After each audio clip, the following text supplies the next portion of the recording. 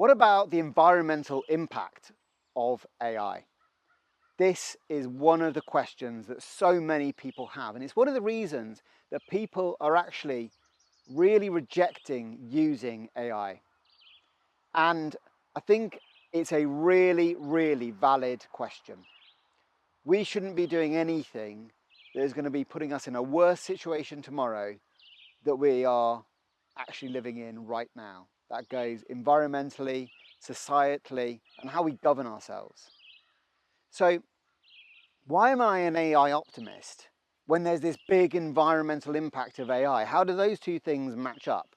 I'm going to unpack that for you. I'm going to explain how I see the net positives of AI for the environment and for our society and the way we govern ourselves well outweigh the impact. So it is true that a lot of energy is used to actually go and train large language models and AI technologies. It's also true that a lot of energy is used in fast fashion. It's also true that a lot of energy is used in commercial food production and every other system that we have of everything that you and I consume. Our consumer society has already created a world full of the abundance of problems that mean that we're going to have more meaningful work in the future. So AI taking energy to actually be able to train these models is an issue alongside lots of other issues. It's also a now issue. So the AI technologies today are nascent and they're going to become optimized over time. It's going to take less energy to use them over time. And yes, more usage will mean that there will be more energy demands, but it's also the same technology that's being used to balance the grid as we introduce more renewable energy into the grid. So actually balancing the energy in an energy system is an incredibly complex thing to do. The work that I was doing in an organization working with NISO, it was really fascinating to see how hard that space is and how much AI is critical to us starting to move from fossil fuels to renewable energy. And I've got lots of friends you can talk to about that if you want to. It's also being used to work out how to accelerate towards fusion technology.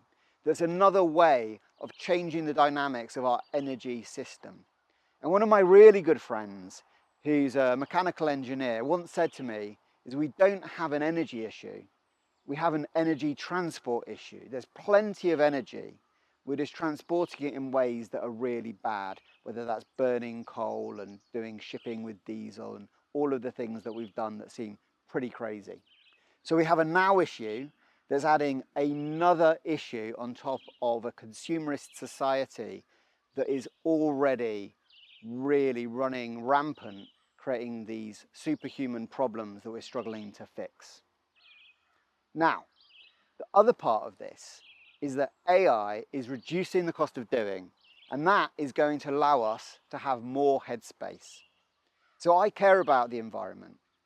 If you look at my shopping, I don't think my ethics and my behaviours are actually really matching up.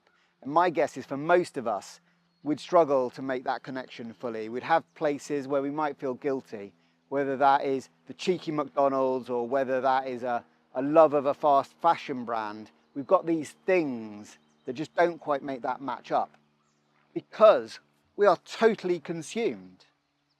We live inside this consumer system, and actually living inside that system, I don't have the headspace to be able to do the work, the doing, to go and find the suppliers locally that I want to eat from, to find the clothing producers that are working in the most sustainable way, to work out how I manage the money to support those things and balance the budget. All of that, I've got a job, I've got a family. Trying to do these things, there's not enough space. Now, as that cost of doing drops to zero, suddenly I'm living in a world where I'm going to have more headspace, and through more headspace, I can choose not only to solve the AI energy problem, I can also choose to start living in a way that affects those other problems that I've been a party to. And I think that one of the big things for me is that this technology has the potential to start to allow us to solve the superhuman problems at their root. So what if we have a fashion system that wasn't damaging and polluting our world?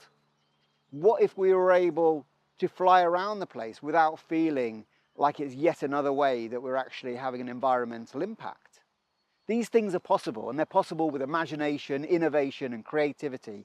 And you know what those are? They are the human traits. The human traits that when we combine with AI's doing ability, we can create humane ways of working that solve the problems and allow us to build the future that we all want to live in. And for me, that future is nature.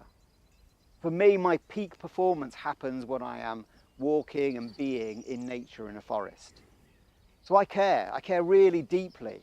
And I believe that AI is the route to solving our environmental issues. It's also the route to solving our societal issues and our governance issues. But these are choices. They're choices that you and I have to make. And we have to actually choose every day to be an AI optimist, to engage and to do things in the way that are going to create the world that we want to live in tomorrow. And this is the difference between us building companies and lifestyles with natural intelligence, using AI to be more human, versus adopting the doctrine of this silicon supremacy where we assume that AI is going to take over everything. If we do that, we're not making the choices that are going to be sending us in the direction to create that potential that we have. But if we do, then that's hugely exciting, be able to start to solve these problems and get to the root cause. That is why I'm such an optimist, and I want you to be too.